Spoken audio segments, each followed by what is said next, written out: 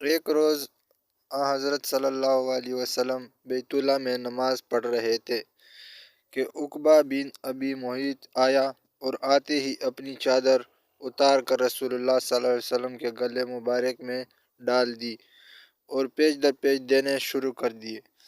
آپ صلی اللہ علیہ وسلم کا دم گھٹنے لگا۔ اتنے میں ابوبکر صدیق رضی اللہ تعالیٰ عنہ کو پتہ چلا۔ وہ تشریف لائے اور دھکے دے کر اس ملعون کو ہٹایا۔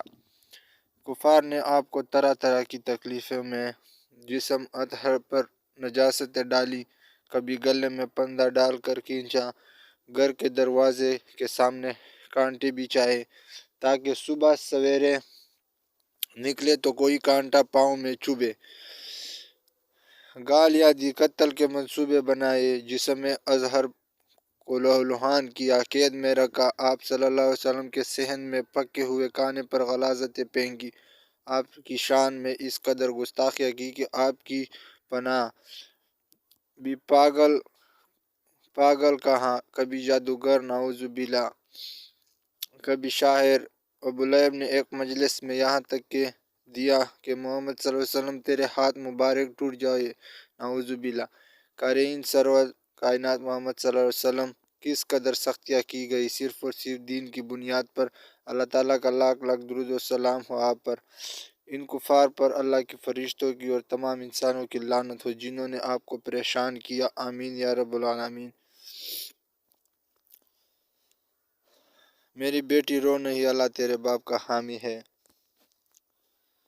ایک روز قریش کے ایک اوباش نے سر بازار حضور اکرم کے سر مبارک پر مٹی ڈال دی۔ آپ اسی حالت میں گھر تشریف لے گئے۔ صاحبزادیوں میں سے ایک آپ کا سر دھو رہی تھی۔ آپ نے ابا کو اس حالت میں دیکھ کر رو رہی تھی۔ آپ انہیں تسلی دیتے اور فرماتے کہ رو نہیں بیٹی، میری بیٹی، اللہ تیرے باپ کا حامی ہے۔ حضور پاک کے صاحبزادے کی وفات پر ابو لہب کا اظہار مسرت۔ ابو لہب کے قبض باطن کا یہ حال تھا کہ جب رسول اللہ صلی اللہ علیہ وسلم کے صاحبزادے حضرت قاسم کے بعد دوسرے صاحبزادے حضرت عبداللہ کا بھی انتقال ہو گیا تو یہ اپنے بھتیجے کے غم میں شریک ہونے کی بجائے خوشی خوشی دوڑتا ہوا قریش کے سرداروں کے پاس پہنچا اور ان کو خبر کی کہ لو آج محمد بے نام و نشان ہو گئے۔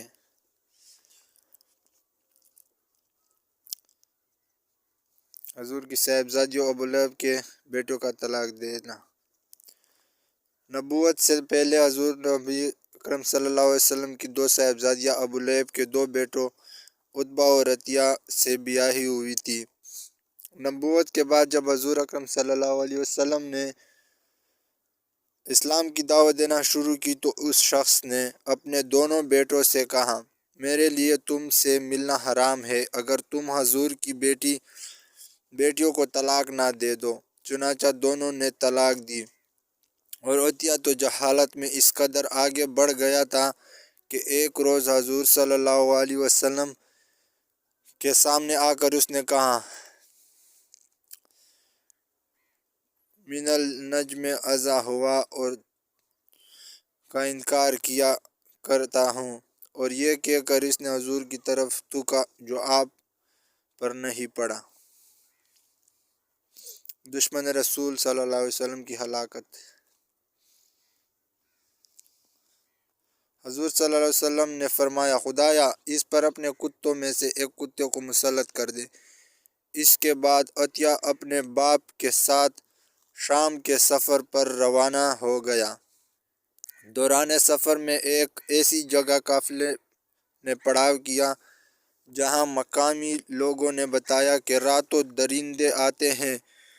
ابو لہب نے اپنے ساتھی اہل قریش سے کہا کہ میرے بیٹے کی حفاظت کا کچھ انتظام کرو، کیونکہ مجھے محمد کی بد دعا کا خوف ہے۔ اس پر قافلے والوں نے عتبہ کے گرد ہر طرف اونٹ بٹھا دیے اور خود سو گئے۔ رات کو شیر آیا اور اونٹوں کے حلقے میں سے گزر کر اس نے عتبہ کو پاڑا۔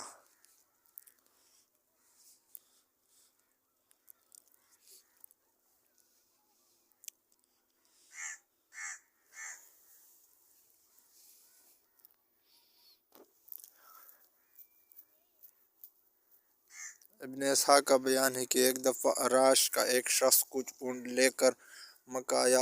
ابو جہل نے اس کی اونٹ خرید لی اور جب اس نے قیمت طلب کی تو ٹال مٹول کرنے لگا۔ عراشی نے تنگ آ کر ایک روز حرم کعبہ میں قریشی کے سرداروں کو جا پکڑا اور مجمع عام میں فریاد شروع کر دی اور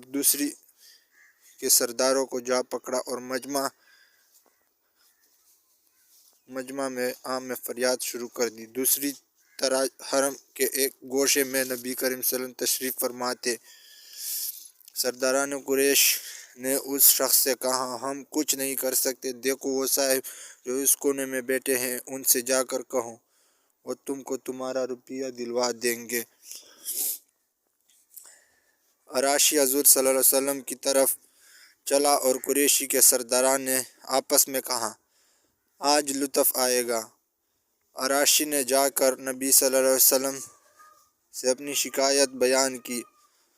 آپ صلی اللہ علیہ وسلم نے اس وقت اٹھ کھڑے ہوئے اور اسے ساتھ لے کر ابو جہل کے مکان کی طرف روانہ ہوئے۔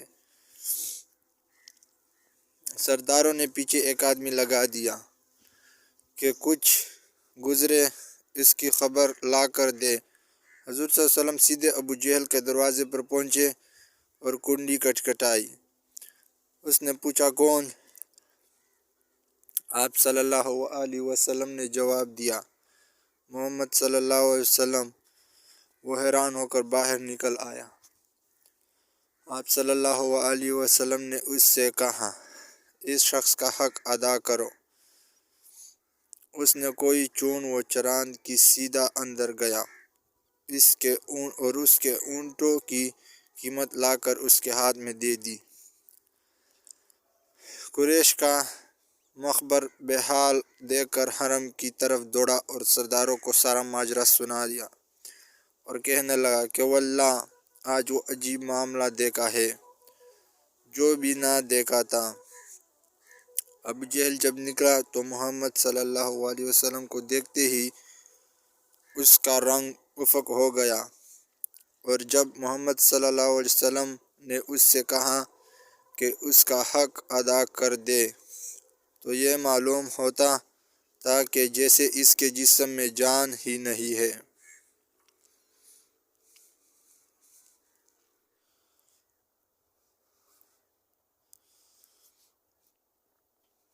ایک روز رسول صلی اللہ علیہ وسلم اور حضرت ابوبکر صدیق رضی اللہ تعالیٰ عنہ اور حضرت عمر فاروق رضی اللہ تعالیٰ عنہ اور حضرت سعد بن ابی وقاص رضی اللہ تعالیٰ عنہم اجمعین مسجد حرام میں تشریف فرما تھے کہ بنی زبید کا ایک آدمی آیا اور اس نے کہا، قریش کے لوگوں، تمہارے ہاں کون تجارتی مال لانے کی ہمت کرے گا جبکہ تم باہر سے آنے والوں کو لوٹ لیتے ہو؟ حضور صلی اللہ علیہ وسلم نے پوچھا، تم پر کس نے ظلم کیا ہے؟ اس نے کہا، ابو کلیم یعنی ابو جہل، اس نے میرے 3 بہترین اونٹ خریدنے کی خواہش ظاہر کی اور ان کی قیمت بہت کم لگائی۔ اب اس کے مقابلے میں کوئی شخص ان اونٹوں کو اس کی لگائی ہوئی قیمت سے زیادہ پر خریدنے کے لیے تیار نہیں ہے اور اس قیمت پر فروخت کر دوں تو سخت نقصان اٹھاؤں گا۔ حضور صلی اللہ علیہ وسلم نے اس سے تینوں اونٹ خرید لیے۔ ابو جہل دور بیٹھا ہوا خاموشی سے یہ ماجرا دیکھ رہا تھا۔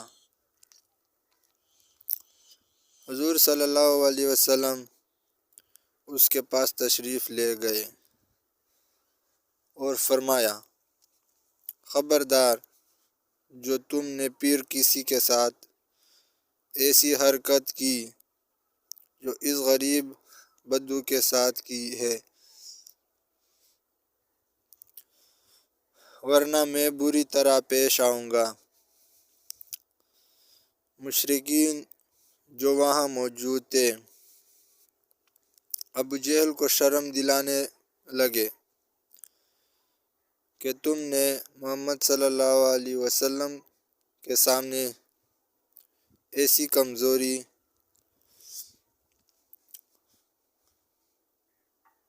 دکھائی کہ شبہ ہوتا ہے شاید تم ان کی پیروی اختیار کرنے والے ہو۔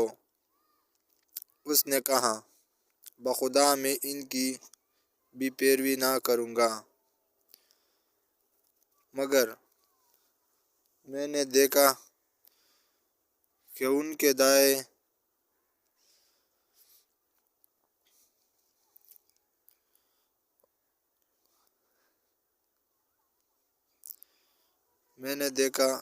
کے دائیں اور بائیں کچھ نیزہ بردار کھڑے ہیں،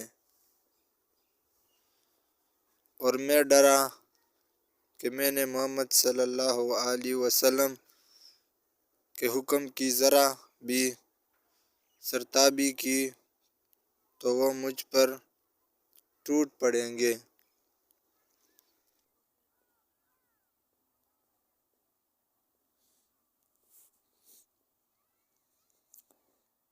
اسلام کے پہلے خطیب کے ساتھ کفار مکہ کی بدسلوکی۔ حضرت ابوبکر صدیق رضی اللہ تعالیٰ عنہ کو دیکھیے، ابھی اسلام کا آغاز تھا، صرف 38 آدمی مسلمان ہوئے تھے، مکہ کی بستی کافروں سے بھری ہوئی تھی۔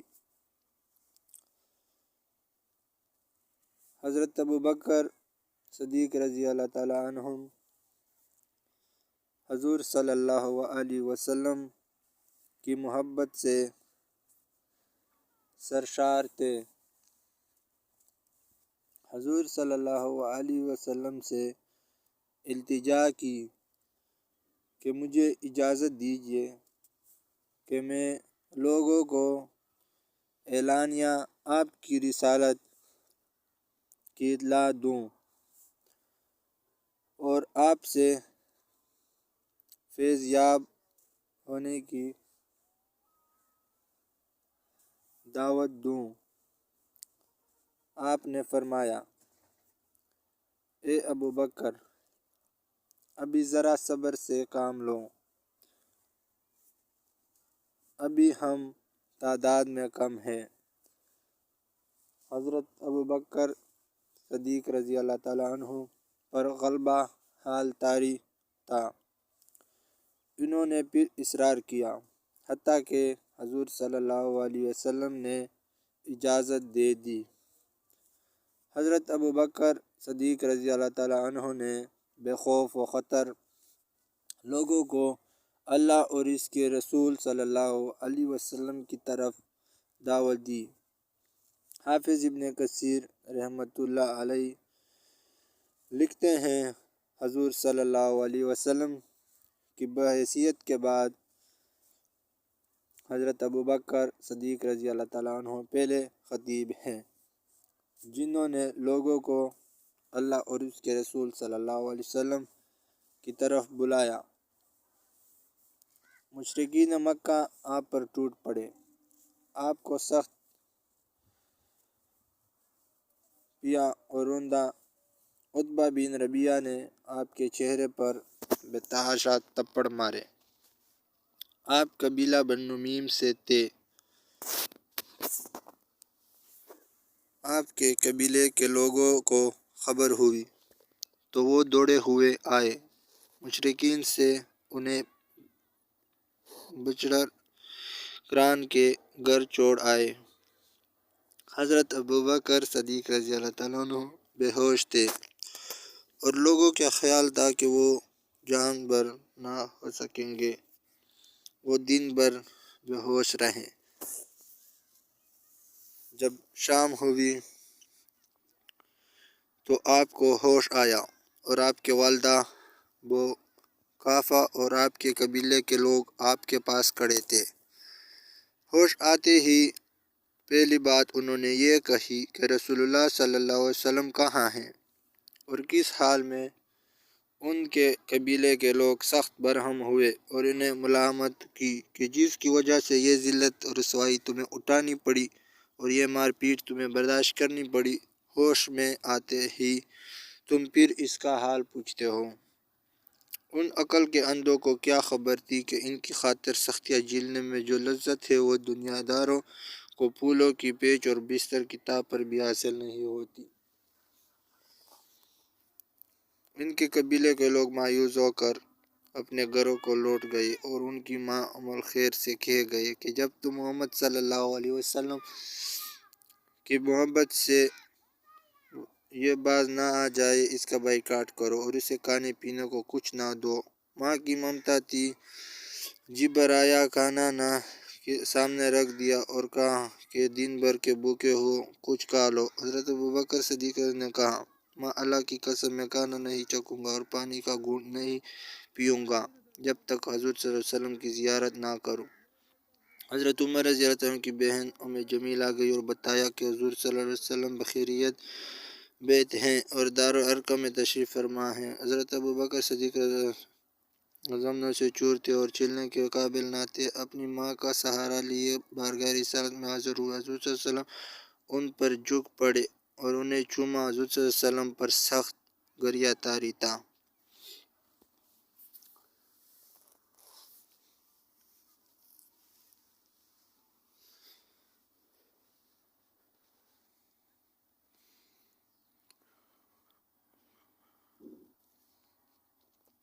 آسمہ رضی اللہ تعالیٰ عنہ کے ساتھ ابو جہل کی بدسلوکی۔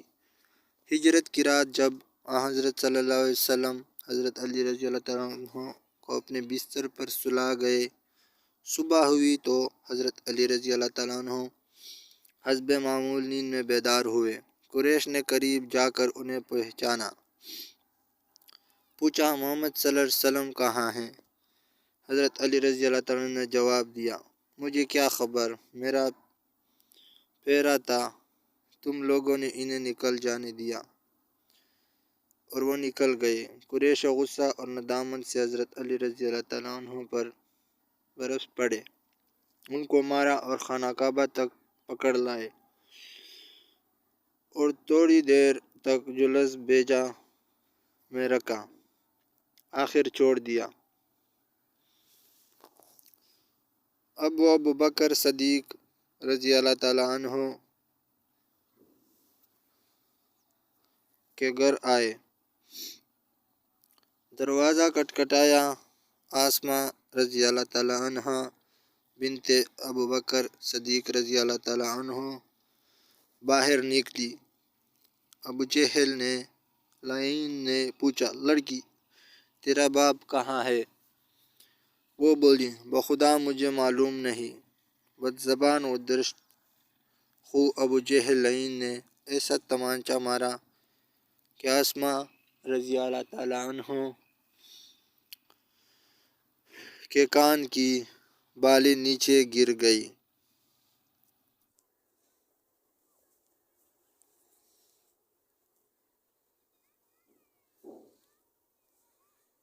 نصرانی غلام عداس کے اسلام لانے کا ایمان افروز واقعہ۔ ابو طالب اور سیدہ خدیجہ رضی اللہ تعالیٰ عنہا دونوں کی وفات کے بعد حضرت صلی اللہ علیہ وسلم تبلیغ کی غرض سے طائف تشریف لائے۔ طائف برونق شہر ہے اور موسم کے لحاظ سے عرب کا شملہ سمجھا جاتا ہے۔ مکہ معظمہ سے مغرب کی طرف چند میل پر واقع ہے۔ یہاں حضرت صلی اللہ علیہ وسلم کو ایسے لوگوں سے سابقہ پڑا جو فلم و سرکشی میں مکہ والوں سے بڑے تھے۔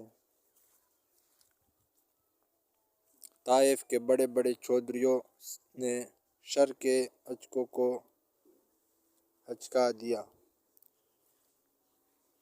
جنہوں نے حضرت صلی اللہ علیہ وسلم پر پتھراؤ کر کے لہو لہان کر دیا اور حضرت صلی اللہ علیہ وسلم گھبرا کر انگور کے بیلوں کے سائے میں بیٹھ گئے۔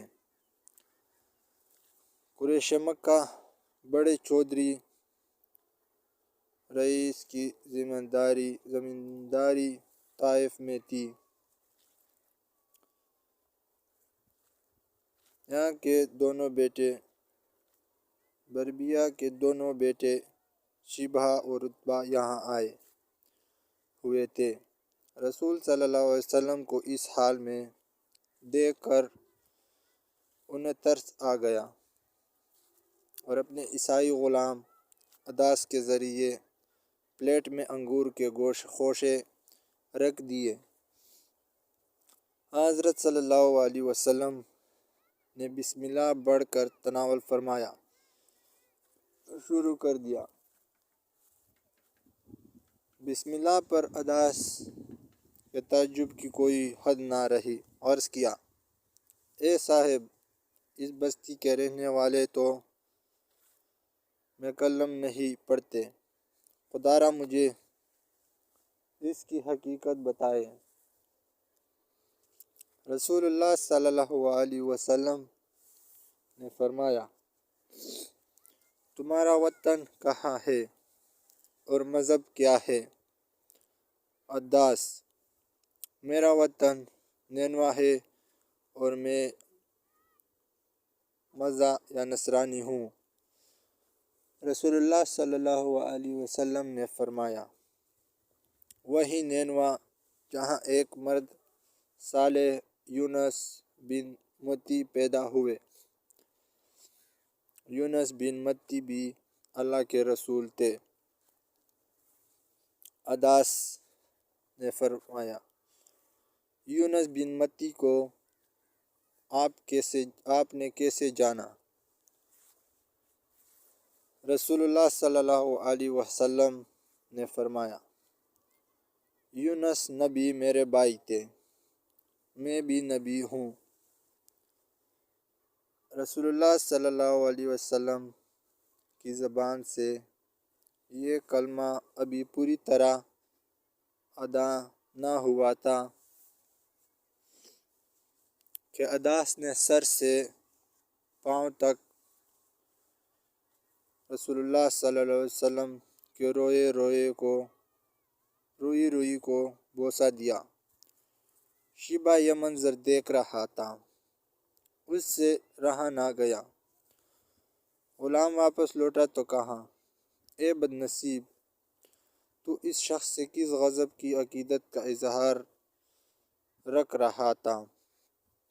عداس نے کہا، اس وقت دنیا جہاں میں محض سب سے بہتر ہے، اس نے مجھے ایسی باتیں بتائی ہیں جنہیں دوسرا جان بھی نہیں سکتا۔ شیبہ نے کہا، ارے تیرا دین اس کے دین سے بدتر جہاں بہتر ہے، اس کے دین میں نہ چلے جانا۔ اور ایسا ہی ہوا، عداس مسلمان ہو گئے۔ جب شیبہ اور عتبہ جنگ بدر کے لیے نکلے تو عداس مکہ سے باہر منیت البیضاء نام کے ٹیلے پر بیٹھے ہوئے تھے۔ شیبہ اور عتبہ ادھر سے گزرے تو حضرت عداس نے رو کر کہا، وہ شخص واقعی رسول ہے، آپ کا آگے قدم اٹھانا خود کو قتل میں لے جانا ہے۔ مگر شیبہ اور عتبہ کی تقدیر میں اپنے سرغنہ ابوجہل سے ہم بغل ہو کر بدر کے اندھے کنویں کی نجس موت درج تھی، اور عداس کے مقدر میں بدر کی شہادت کا عروج، اور ایسا ہی ہوا۔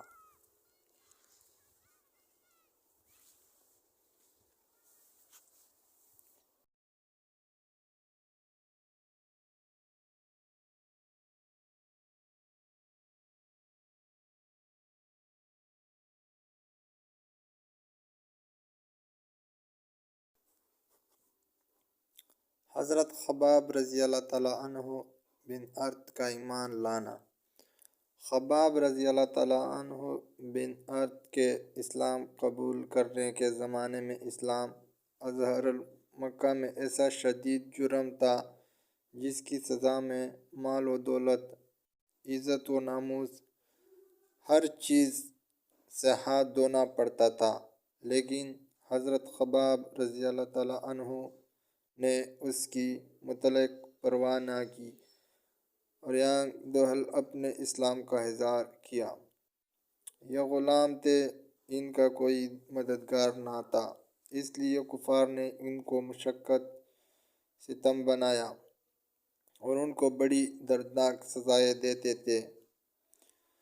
اس کے پیٹھ سے انگاروں پر لٹکا کر، سینے پر ایک بھاری پتھر رکھ کر ایک آدمی اوپر سے مسلتا اور وہ اس وقت تک انگاروں پر کباب ہوتے رہتے جب تک خود زخموں کی رطوبت آگ کو نہ بجھ جاتی، لیکن اس سختی کے باوجود زبان کلمہ حق سے نہ پھرتی۔ رحمت للعالمین اس وقت اس کے پاس اس حالت کی تعریف قلب فرماتے تھے، لیکن ان کا آقا اتنا سنگ دل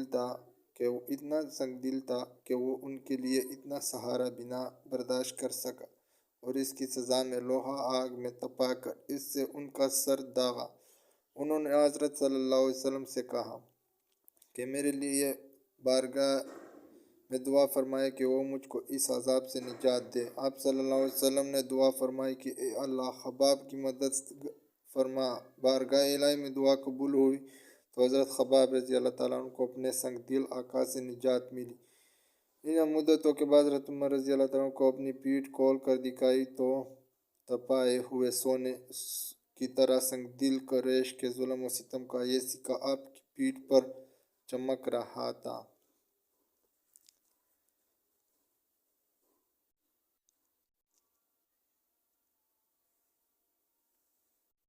حضرت عبداللہ بن سلام رضی اللہ تعالیٰ عنہ کے اسلام لانے کا واقعہ۔ عبداللہ بن سلام رضی اللہ تعالیٰ عنہ یہود کے جلیل القدر عالم اور حضرت یوسف علیہ السلام کی اولاد سے تھے۔ ان کا اصل نام حسین تھا اور وہ یہود بنی قینقاع سے تعلق رکھتے تھے۔ ایک دن انہوں نے رسول صلی اللہ علیہ وسلم کی یہ کلمات سنے، ترجمہ: اپنے بیگانے سب کو سلام کیا کرو، بھوکوں محتاجوں کو کھانا کھلایا کرو اور خونی رشتوں کو جوڑے رکھو، قطع رحمی نہ کرو اور رات کو نماز پڑھو جب لوگ سو رہے ہوں۔ یہ ہدایت آموز کلمات سن کر حضرت عبداللہ بن سلام کا دل نور ایمان سے جگمگا اٹھا۔ انہیں یقین ہو گیا کہ یہ وہی نبی آخر الزماں صلی اللہ علیہ وسلم ہیں جن کی بعثت کی پیشن گوئی صحائف قدیمہ میں درج ہے۔ دوسرے دن رسول اکرم صلی اللہ علیہ وسلم کی خدمت میں حاضر ہوئے اور آپ سے چند پیچیدہ مسائل دریافت کیے۔ حضور صلی اللہ علیہ وسلم نے ان کا اطمینان بخش جواب دیا تو عرض کی، یا رسول اللہ، میں شہادت دیتا ہوں کہ آپ اللہ کے سچے رسول ہیں۔ حضور صلی اللہ علیہ وسلم نے ان کے قبول اسلام پر مسرت کا اظہار فرمایا اور ان کو اسلامی نام عبداللہ رکھا۔ حضرت عبداللہ نے عرض کی، یا رسول اللہ، میری قوم بڑی بدنیت ہے، انہوں نے یہ سن لیا کہ ہلکا بدگوش اسلام ہو گیا ہے تو مجھ پر طرح طرح کے بہتان باندھیں گے، اس لیے میرے اسلام کی خبر کے اظہار سے پہلے ان سے دریافت کر لیں کہ ان کے متعلق کیا رائے ہے۔ حضور صلی اللہ علیہ وسلم نے یہود کے اکابروں کو بلا بھیجا۔ جب وہ آئے تو حضور صلی اللہ علیہ وسلم نے فرمایا، تم توریت میں نبی آخر الزماں کی نشانیاں پڑھتے ہو اور وہ جانتے ہو کہ میں خدا کا رسول ہوں۔ میں تمہارے سامنے دین حق پیش کرتا ہوں، اسے قبول کر کے فلاح دارین حاصل کرو۔ یہودیوں نے جواب دیا، ہم نہیں جانتے کہ آپ اللہ کے رسول ہیں۔ سرور عالم نے فرمایا، حسین بن سلام تمہاری قوم میں کیسے ہیں؟ سب یہودیوں نے بھیک آواز جواب دیا، وہ ہمارے سردار اور سردار کے بیٹے ہیں، وہ ہمارے عالم کے بیٹے ہیں، وہ ہم میں سے سب سے اچھے اور سب سے اچھے کے فرزند ہیں۔ حضور صلی اللہ علیہ وسلم نے فرمایا، اگر وہ اسلام قبول کر لے تو کیا تم بھی مسلمان ہو جاؤ گے؟ یہودی چڑھا کر بولے، اللہ انہیں آپ کی حلقہ بگوشی سے محفوظ رکھے، ایسا ہونا ناممکن ہے۔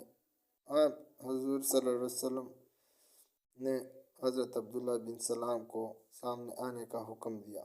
وہ کلمہ شہادت پڑھتے ہوئے باہر نکلے اور یہودیوں سے مخاطب ہو کر فرمایا، اے عیان قوم، اللہ واحد سے ڈرو اور منہ پر ایمان لاؤ، بلا شبہ وہ اللہ کے سچے رسول ہیں۔ حضرت عبداللہ کا قبول اسلام یہود پر برق خاطف بن کر گرا اور غم و غصہ سے دیوانے ہو گئے اور چیخ چیخ کر کہنے لگے، بے خس عبداللہ سلام، ہم میں سب سے برا اور سب سے برے کا بیٹا ہے، ذلیل بن ذلیل اور جاہل بن جاہل۔ حضرت عبداللہ نے رسول صلی اللہ علیہ وسلم کی خدمت میں عرض کی، یا رسول اللہ، آپ نے یہود کی اخلاقی پستی دیکھ لی، مجھے ان سے اس افطرا پردازی کا اندیشہ تھا۔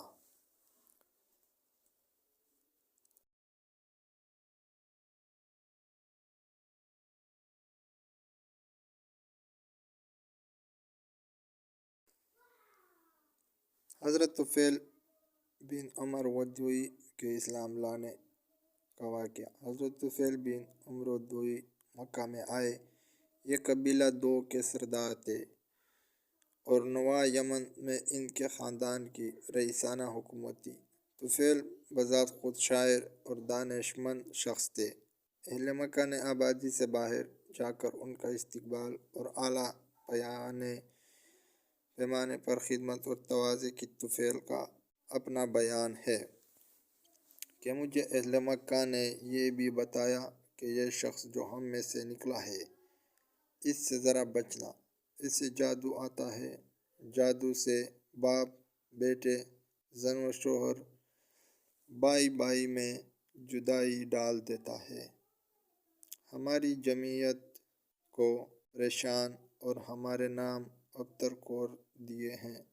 ہم نہیں چاہتے کہ تمہاری قوم پر بھی ایسی ہی کوئی مصیبت پڑے، اس لیے ہماری پر زور نصیحت ہے کہ نہ اس کے پاس جانا، نہ اس کی بات سننا اور نہ خود بات چیت کرنا۔ یہ باتیں انہوں نے ایسی عمدگی سے میرے ذہن نشین کر دی کہ جب میں کعبہ میں جانا چاہتا تو کانوں کے روئی سے بند کر لیتا تاکہ محمد صلی اللہ علیہ وسلم کی آواز کانوں کی بنک میں نہ پڑ جائے۔ ایک روز میں صبح ہی خانہ کعبہ گیا، نبی صلی اللہ علیہ وسلم نماز پڑھ رہے تھے۔ چونکہ خدا کی مشیت تھی کہ ان کی آواز میری سماعت تک ضرور پہنچے، اس لیے میں نے سنا کہ ایک نہایت عجیب کلام وہ پڑھ رہے ہیں۔ اس وقت اپنے آپ کو ملامت کرنے لگا کہ میں خود شاعر ہوں، با علم ہوں، اچھے برے کی تمیز رکھتا ہوں، پھر کیا وجہ ہے اور کون سی روک ہے کہ میں اس کی بات نہ سنوں؟ اچھی بات ہوگی تو مانوں گا، ورنہ نہیں۔ میں یا ارادہ کر کے مسحر کی گیا۔ جب نبی کریم صلی اللہ علیہ وسلم واپس گھر کو چلے تو میں بھی پیچھے ہو لیا، اور جب مکان پر حاضر ہوا تو نبی کریم صلی اللہ علیہ وسلم کو اپنا واقعہ، مکہ میں آنے لوگوں کے بہانے پنبہ درگوش رہنے اور آج صلی اللہ علیہ وسلم کی زبان سے کچھ سن پانے کا کہہ سنایا اور عرض کیا، مجھے اپنی بات سنائے۔ نبی صلی اللہ علیہ وسلم نے قرآن پڑھا، واللہ میں نے ایسا پاکیزہ کلام بھی نہ سنا تھا